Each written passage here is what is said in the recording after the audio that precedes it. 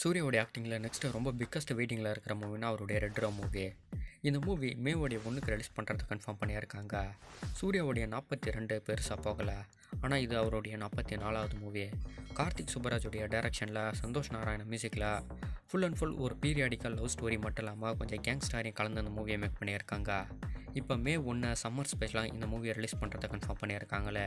சூர்யாவுடைய ஆக்டிங்கில் Kanguva movie release ஆகி ஒரு பெரிய ரெஸ்பான்ஸ்லாம் ஆனால் ஏற்படுத்தலை. பட் இந்த மூவியை ஆஸ்கருக்கு பரிந்துரை செஞ்சுருந்தாங்க. இப்போ ஆஸ்கருடைய பட்டியலில் இந்த மூவி இடம் பிடிச்சிருக்க. 323 மூவியாக வேர்ல்டு வைட்டாக ஆஸ்கருக்கு கொடுத்துருந்தாங்களே, அதில் ஆஸ்கர் 207 பெஸ்ட் மூவிஸ் எல்லாத்தையுமே செலக்ட் பண்ணி வச்சுருக்காங்க. 97வது இடத்துல கங்குவா மூவியும் செலக்ட் பண்ணி வச்சுருக்காங்களே. இந்த மூவி ஆஸ்கர் விருது கொடுப்பாங்களான்னு தெரியல, பட் இப்போ செலக்ட் பண்ணி வச்சுருக்கிறதே பெரிய விஷயம். நிறைய பேர் கொடுத்த நெகட்டிவ் ரிவ்யூவால் தான் இந்த மூவிக்கு ஒரு மிகப்பெரிய அடி ஏற்பட்டது. ஆனால் இந்த மூவியை ஓடிடியில் ஒரே வாரத்தில் கிட்டத்தட்ட 10 கோடி பேருக்கு மேலே பார்த்துருக்காங்க. இது போல் நெகட்டிவ் ரிவ்யூ கேட்டுட்டு தேட்டருக்கு போகிறத நிறுத்திட்டு எல்லாம் ஓடிடியில் இந்த மூவியை பார்த்துருக்காங்களே. பார்த்தவங்க எல்லாருமே மேக்ஸிமம் நல்லா தான் ரிவ்யூஸ் கொடுத்துருக்காங்க. என்னை பொறுத்தளவுக்கும் இந்த மூவி நல்லாவே இருந்தது. அது ஃபைனலாக இருந்த அந்த அரை மணி நேரம் ஸ்க்ரீன் பிளே ரொம்பவும் பிடிச்சிருந்தது. இந்த மூவிக்கு ஆஸ்கர் கிடைக்குமான்லாம் தெரியல, ஆனால் அந்த பட்டியலில் இருக்கிறதே மிகப்பெரிய ஒரு விஷயம். இப்போ இந்த மூவிக்கு கிடைச்சா ஒரு சக்ஸஸாக கூட இதை பார்க்கலாம். தளபதி 69 ஷூட்டிங் கரண்ட்டில் போய்கிட்டு இருக்கா. இந்த மூவியில் யார் யார் ஆக்டிங் பண்ணுறாங்கன்னா ரீசெண்டாக அப்டேட் எல்லாமே கொடுத்துக்கிட்டு இருக்காங்க. தேஜா அருணாச்சலம் அவர்கள் அவருடைய ட்விட்டர் பக்கத்தில் ரீசெண்டாக ஒரு போஸ்ட் போட்டிருக்காரு. கரண்ட்டில் தளபதி 69 ஆக்டிங் பண்ணுறதா. ஹச் வினோத் அவர்கள் வலிமை மூவி போல் இந்த மூவி ஆக்க மாட்டாருன்னு நினைக்கிறேன். இது மட்டும் இல்லாமல் மமிதாவுக்கும் அருணாச்சலமுக்கும் ஒரு பிக் லவ் சீன்ஸ் கிரியேட் ஆகும்னு நினைக்கிறேன்னு. இந்த மூவி ஒரு போலீஸ் ஆக்ஷன் மூவின்னு சொல்லி கேட்டிருக்காங்க. பட் சரியான அனௌன்ஸ்மெண்ட்லாம் இன்னும் ரிலீஸே ஆகலை. பட் அவங்கவுங்க ஒவ்வொரு விஷயத்த சொல்லிக்கிட்டு இருக்காங்களே. ஆனால் இந்த மூவியில் நிறைய நியூ கேரக்டர் எல்லாமே இப்போ ஜாயினிங் ஆகிட்டு இருக்காங்க. மூவியை ரொம்ப பிக்கஸ்ட்டாக ஹச் வினோத் பிளான் போட்டிருக்காருன்னு நினைக்கிறேன். ஒரு பெரிய ரெஸ்பான்ஸோட பேன் இண்டியா வைஸில் ஒரு பிக் பாக்ஸ் ஆஃபீஸ் கொடுத்தா நல்லாவே இருக்கும். கரண்ட்டில் தலைவருடைய ஆக்டிங்கில் கூலி மூவியோட ஷூட்டிங் தான் போய்கிட்டு இருக்கா. இந்த மூவியோட ஃபஸ்ட்டு ஷெட்யூலே ஹைதராபாத்தில் கம்ப்ளீட் பண்ணிக்கிட்டு இருந்தாங்களே. அங்கே முடிஞ்சதுக்கப்புறம் சென்னையில் ஒரு இடத்துல செட் போட்டு இந்த மூவியோட ஷூட்டிங் போய்கிட்டு இருந்தது. இப்போ இந்த மூவியை ட்ராப் பண்ணி நிறுத்தி வச்சுருக்காங்க. ஜனவரி 18க்கு மேலே இந்த மூவியோட ஷூட்டிங் தாய்லாந்தில் நடக்க போகிறதா கன்ஃபார்ம் பண்ணியிருக்காங்களே. லோகேஷ் கனகராஜுடைய டைரக்ஷனில் ஒரு பிக் சம்பவமாக இந்த மூவி இருக்க போகுதுன்னு நினைக்கிறேன். ரொம்ப நாள் கழிச்சு விஷ்ணுவர்தனுடைய டைரக்ஷனில் நேசிப்பாயா மூவி பொங்கல் ஸ்பெஷலாக ஜனவரி 14க்கு தான் தேட்டருக்கு வரப்போகுது. இப்போ UA சர்டிஃபிகேட்டோட ரிலீஸ் ஆகிறது கன்ஃபார்ம் ஆகியிருக்கா. ரொம்ப பிக்கஸ்டான ஒரு லவ் ஸ்டோரி மூவியாக இந்த மூவி இருக்க போகுதுன்னு நினைக்கிறேன்.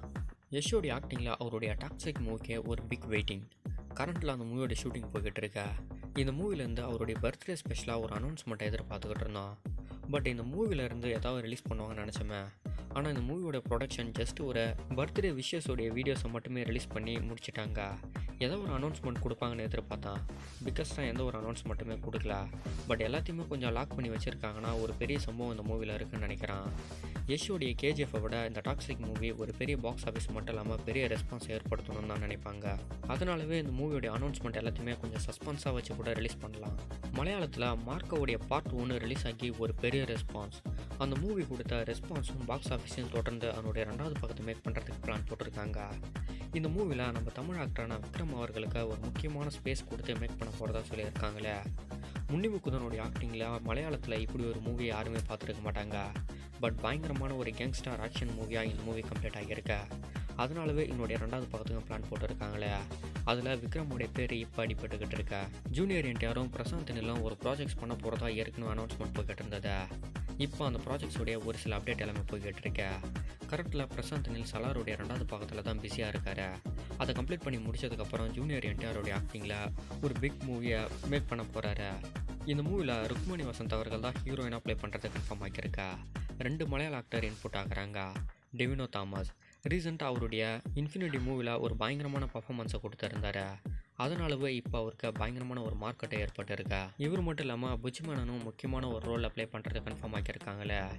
இதுக்கு முன்னாடி பகத் பாஷில் மாதிரியே இப்போ மலையாள ஆக்டர்ஸ் நிறைய பேர் பேன் இண்டியா வைஸில் பயங்கரமாக ரீச் ஆகிக்கிட்டு இருக்காங்க.